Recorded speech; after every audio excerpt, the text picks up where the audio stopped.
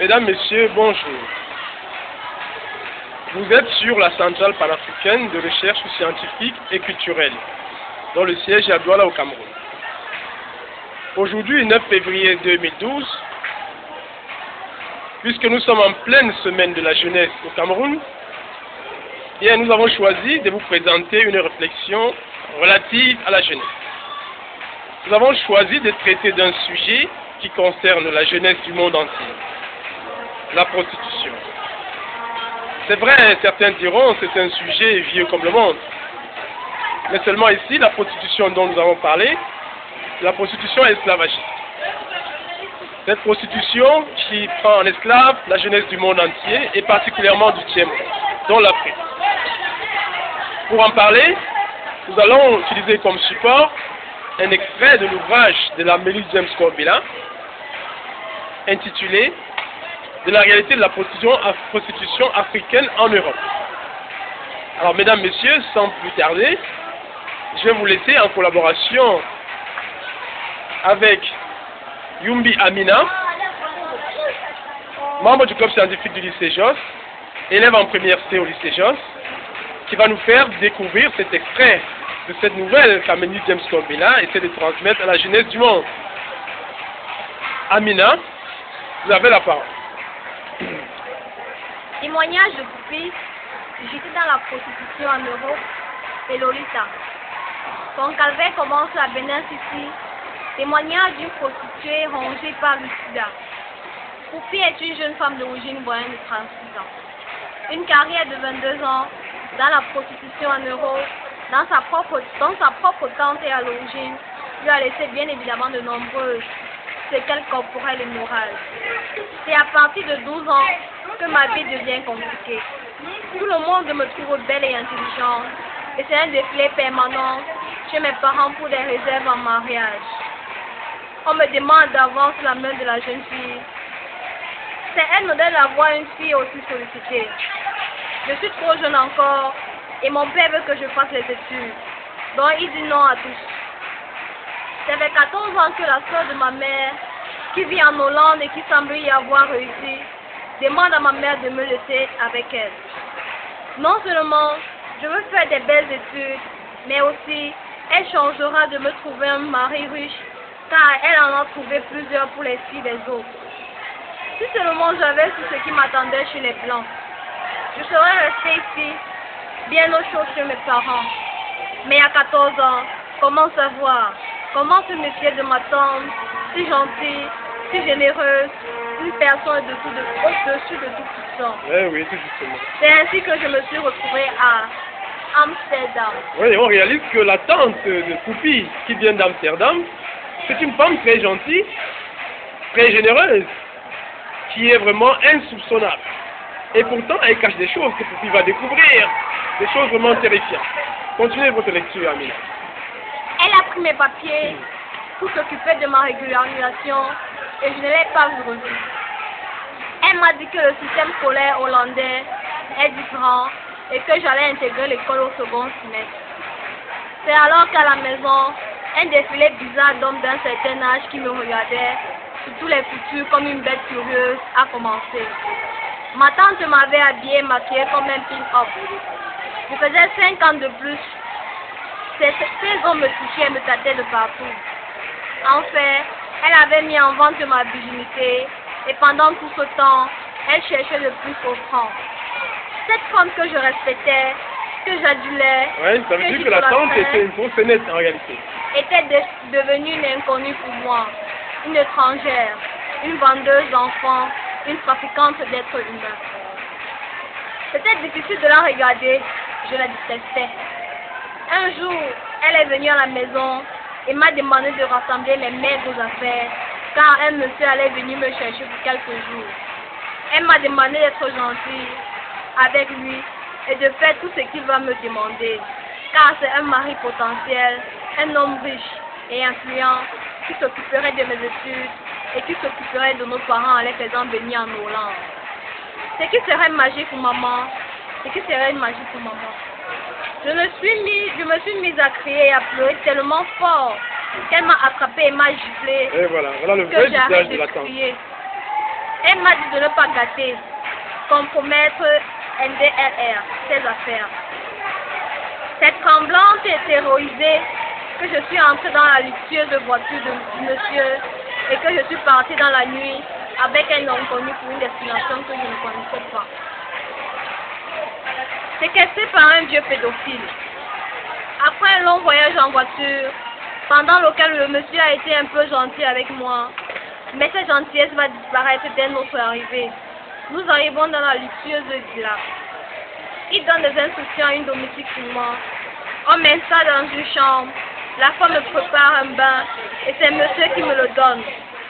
Je tremble, je ne sais ni où je suis, ni ce qui m'arrive. Mais je laisse rapidement. Il m'a sauvagement violée toute la nuit. Je n'avais pas tout à fait 15 ans en me demandant des choses sales que je ne connaissais pas. Cela va durer des mois et plusieurs fois par jour, sans que personne ne vienne à mon secours. Seule la femme de service merdait pour...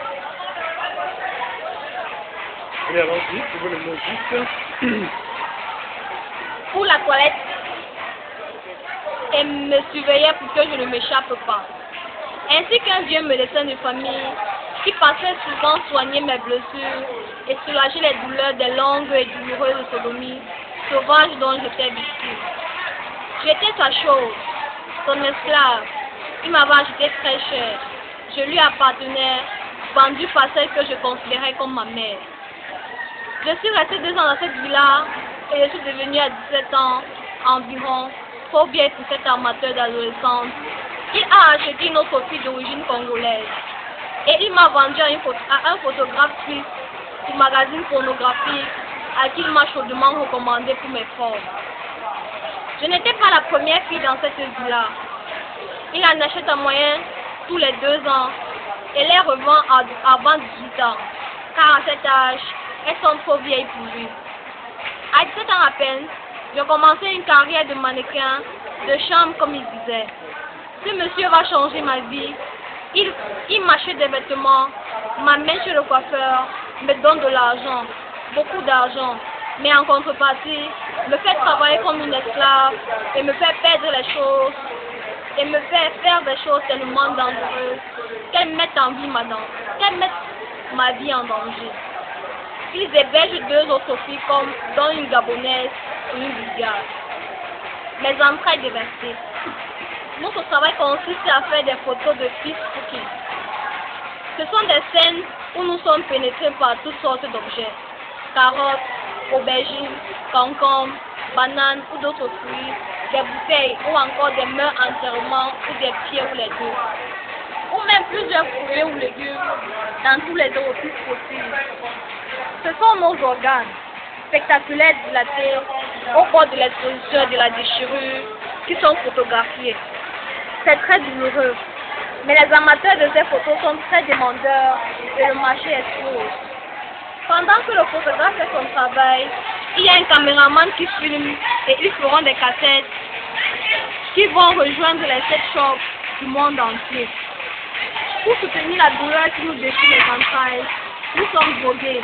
Et pour des scènes, conseils de bouteilles ou de poings, il arrive qu'un médecin nous fasse des petites anesthésies locales. Car les premiers films montraient nos larmes et nos douleurs. Sur les photos, en filmant, jusqu'à l'essentiel, on ne montrait pas nos visages figés et tétanisés par la douleur. Je suis incapable de toute cette douleur qui vous rend électrique. Imaginez le point d'un homme entièrement enfoui dans votre corps et que ce point soit en mouvement.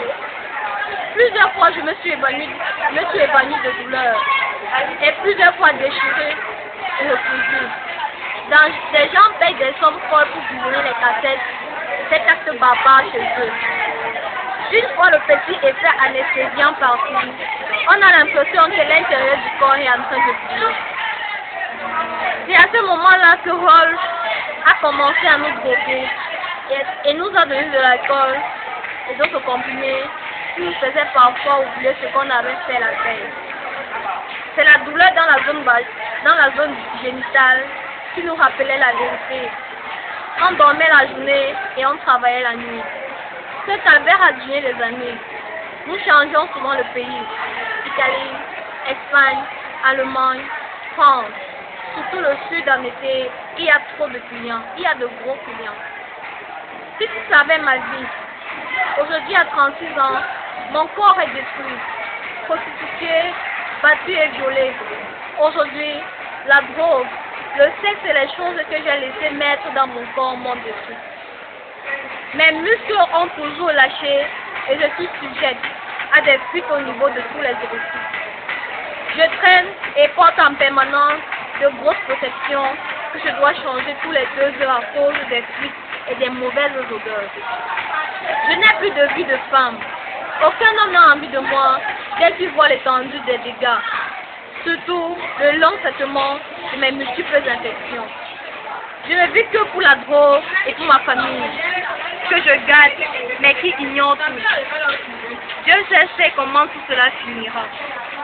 On m'a mis dans la merde et aujourd'hui, je me bats seule. Je ne peux plus rentrer. Je ne saurais expliquer les marques sur mon corps et je risque de manquer de drogue. Ici, j'ai mes habitudes et mes clients. Je suis là parce que la personne que je considérais comme ma mère a vendu ma virginité. Merci bien, mademoiselle Yumbi Amina, de première C, du lycée Jos, adhérente du club scientifique du même établissement. Mesdames, Messieurs, vous venez de suivre ainsi la lecture d'un premier message d'Amélie James Kombila sous forme de témoignage de Poupi, une jeune Ivoirienne de 36 ans au moment où elle parle, avec déjà une carrière de 22 ans dans la prostitution. Vous réalisez, mesdames, messieurs, que le fléau est grave. Vous réalisez que les ramifications de cette prostitution internationale s'étendent jusqu'en Afrique.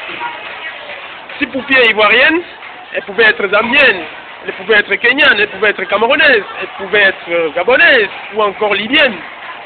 Bref, Poupi n'est qu'un symbole. En réalité, mesdames, messieurs, nous essayons à notre niveau de prolonger l'action d'Amélie James Kombila afin que le monde entier soit davantage sensibilisé. Jusqu'à ce que Poupi soit en train d'agoniser comme ça, réalisez qu'elle n'a fait aucune faute dans son parcours, mais elle a été forcée. Elle a été victime de la ruse, elle a été victime de la méchanceté humaine. Nous osons croire que vraiment, notre action qui essaie de prolonger l'œuvre d'Amélie James Kombila va faire des émules afin que tous ensemble, la société se lève comme un seul homme pour combattre ce mal. Mesdames, Messieurs, nous osons croire que vous avez aimé. Nous prions de rester en contact avec la centrale panafricaine pour d'autres documentaires. Ceci n'est que partie remise, parce que ce sujet en réalité il est suffisamment vaste. Et nous osons croire que, avec l'aide de la grâce, nous allons essayer de parvenir à nos véritables fins, à savoir contribuer efficacement à l'éradication de ce fléau.